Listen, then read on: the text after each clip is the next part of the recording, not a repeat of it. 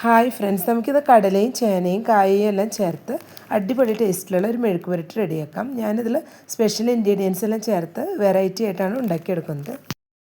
മെഴുക്ക് പുരട്ടി ഉണ്ടാക്കാനായിട്ട് ഞാനിവിടെ 2 നേന്ത്രക്കായയും ഒരു പീസ് ചേനയും കൂടി എടുത്തിട്ടുണ്ട്. ഇത് രണ്ടും നമുക്കൊന്ന് കട്ട് ചെയ്തെടുക്കാം. നേന്ത്രക്കായ ഞാനിവിടെ തൊലി കളഞ്ഞതിന് ശേഷമാണ് കട്ട് ചെയ്തെടുക്കുന്നത്. നമുക്ക് തൊലിയോട് കൂടി വേണമെങ്കിലും കട്ട് ചെയ്തെടുക്കാം. ചേന ഞാനിവിടെ കട്ട് ചെയ്ത് വെച്ചിട്ടുണ്ട്. ഓവർ ചെറുതായി പോകാതെ ഈ ഒരു രീതിയിലാണ് കട്ട് ചെയ്തെടുത്തിട്ടുള്ളത്. നേന്ത്രക്കായ ഇവിടെ കട്ട് ചെയ്ത് മഞ്ഞൾപ്പൊടിയിട്ട് വെള്ളത്തിലൊന്ന് നന്നായി വാഷ് ചെയ്ത് വെച്ചിട്ടുണ്ട്. നേന്ത്രക്കായയിൽ കറ ഉണ്ടായിരിക്കും, അതൊന്ന് പോകാൻ വേണ്ടിയിട്ടാണ് മഞ്ഞൾപ്പൊടിയിട്ട് വെള്ളത്തിലിട്ടൊന്ന് വാഷ് ചെയ്ത് വെച്ചത്. ഞാനിത് പെട്ടെന്ന് കുക്ക് ചെയ്തെടുക്കാനായിട്ട് കുക്കറിലിട്ടാണ് കുക്ക് ചെയ്തെടുക്കുന്നത്. ആദ്യം കായ കട്ട് ചെയ്ത് വെച്ചത് കുക്കറിലോട്ട് ഇട്ട് കൊടുത്തിട്ടുണ്ട്.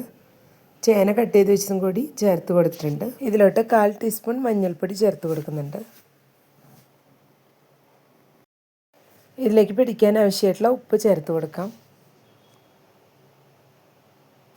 ഇതിലേക്ക് ഇനി ഇത് കുക്ക് ചെയ്തെടുക്കാനായിട്ട് ഒരു 1/4 കപ്പ് വെള്ളം കൂടി ഒഴിച്ചു കൊടുക്കുന്നുണ്ട്. ഇനി ഇതെല്ലാം കൂടെ ഒന്ന് മിക്സ് ചെയ്ത് കൊടുത്ത് കുക്കർ മൂടി വെച്ച ശേഷം 2 വിസിൽ വരുത്തി ഒന്ന് കുക്ക് ചെയ്തെടുക്കാം. ഇപ്പോൾ ഒരു പാൻ വെച്ച് 2 ടേബിൾ സ്പൂൺ വെളിച്ചെണ്ണ ഒഴിച്ചു കൊടുത്തിട്ടുണ്ട്. വെളിച്ചെണ്ണ ചൂടായി വന്നിട്ടുണ്ട്. ഇതിലോട്ട് ആദ്യം തേങ്ങ കൊത്ത് ഇട്ട് കൊടുക്കുന്നുണ്ട്. ചെറുതാക്കി ഇതുപോലെ കട്ട് ചെയ്തിട്ടൊന്ന് ചേർത്ത് കൊടുക്കണം. ഇതിനി ചെറുതായി ഒന്ന് ഫ്രൈ ആക്കി എടുക്കാം. നമ്മൾ മെഴുക്ക് പുരട്ടി ഉണ്ടാക്കിയെടുക്കുമ്പോൾ എപ്പോഴും വെളിച്ചെണ്ണയിൽ തന്നെ ഉണ്ടാക്കിയെടുക്കാൻ ശ്രമിക്കണം. അപ്പോഴാണ് പെർഫെക്റ്റ് ആയിട്ടുള്ള ടേസ്റ്റ് കിട്ടുന്നത്. ഇപ്പോൾ തേങ്ങക്കൊത്തെല്ലാം ചെറുതായി ഒന്ന് ചൂടായി വരുന്നുണ്ട്. ഈ സമയം നമുക്ക് ഇതിലോട്ട് സവാള ചേർത്ത് കൊടുക്കാം. 8 വെളുത്തുള്ളി അല്ലി ചതച്ച് വെച്ചതും കൂടെ ഇപ്പോൾ ചേർത്ത് കൊടുക്കുന്നുണ്ട്. ഇനി ഇതെല്ലാം കൂടെ ഒന്ന് മൊരിയിച്ചെടുക്കണം.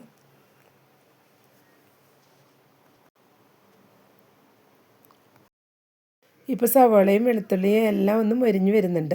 ഈ സമയം ഇതിലോട്ട് അല്പം വേപ്പില ചേർത്ത് കൊടുത്തിട്ടുണ്ട്. വേപ്പില ചേർത്ത് കൊടുത്ത ശേഷം എല്ലാം കൂടെ ഒന്ന് മിക്സ് ചെയ്ത് കൊടുത്തിട്ടുണ്ട്. ഇതിലോട്ട് ഈ സമയം 1.5 ടേബിൾ സ്പൂൺ ചില്ലി ഫ്ലേക്സ് ചേർത്ത് കൊടുക്കുന്നുണ്ട്.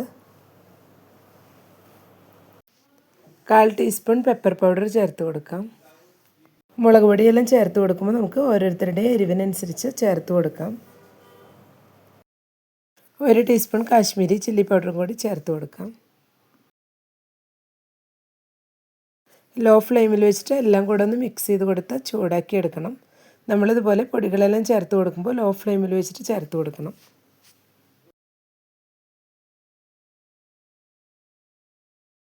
ഇപ്പോൾ എല്ലാം കൂടി ഒന്ന് ചൂടായി വന്നിട്ടുണ്ട്. ഇതിലോട്ട് ഈ സമയം കടല ചേർത്ത് കൊടുക്കാം. ഇതിലോട്ട് ഇനി ചേനയും കായയും കൂടി കുക്ക് ചെയ്ത് വെച്ചതും കൂടി ചേർത്ത് കൊടുക്കുന്നുണ്ട്. ഇനി എല്ലാം കൂടി ഒന്ന് മിക്സ് ചെയ്ത് കൊടുക്കാം. കടലയും വെജിറ്റബിൾസും മസാലകളും എല്ലാം കൂടി നന്നായി തന്നെ ഒന്ന് മിക്സ് ചെയ്ത് കൊടുക്കാം. നമ്മൾ ഈ വെജിറ്റബിൾസിൻ്റെ കൂടെ കടലയും കൂടി ചേർത്ത് ഇതുപോലെ ഒന്ന് ഉണ്ടാക്കിയെടുക്കുമ്പോൾ നല്ലൊരു ടേസ്റ്റ് ആയിരിക്കും. ഇപ്പോൾ എല്ലാം കൂടി നന്നായി തന്നെ ഒന്ന് മിക്സ് ചെയ്ത് കൊടുത്തിട്ടുണ്ട്. ഇതിലോട്ട് 1/2 ടീസ്പൂൺ പെരിഞ്ജീരകം പൊടിച്ചതും കൂടി ചേർത്ത് കൊടുക്കുന്നുണ്ട്. ഇതുപോലെ പെരിഞ്ജീരകം പൊടിച്ചതും കൂടി ചേർത്തൊന്ന് മിക്സ് ചെയ്ത് കൊടുക്കുമ്പോഴേക്കും നല്ലൊരു ടേസ്റ്റ് ആയിരിക്കും. നമ്മൾ സാധാരണ മെഴുക്ക് പുരട്ടി ഉണ്ടാക്കുമ്പോൾ ഇതുപോലെ പെരിഞ്ജീരകം അധികം ചേർത്ത് കൊടുക്കാറില്ല. ഇതുപോലെ ഒരു തവണയെങ്കിലും ഒന്ന് ട്രൈ ചെയ്ത് നോക്കണം, നല്ലൊരു ടേസ്റ്റാണ്. എല്ലാം കൂടി നന്നായി തന്നെ ഒന്ന് മിക്സ് ചെയ്ത് കൊടുക്കാം. അപ്പോഴേക്കും ഈ പെരിഞ്ജീരകത്തിൻ്റെ ഫ്ലേവറും കൂടി എല്ലാറ്റിലും നന്നായി തന്നെ ഒന്ന് പിടിച്ച് വരും. ഇപ്പോൾ എല്ലാം കൂടി നന്നായി തന്നെ ഒന്ന് മിക്സ് ചെയ്തെടുത്തിട്ടുണ്ട്. ഇനി നമുക്ക് ഫ്ലെയിം ഓഫ് ചെയ്യാം.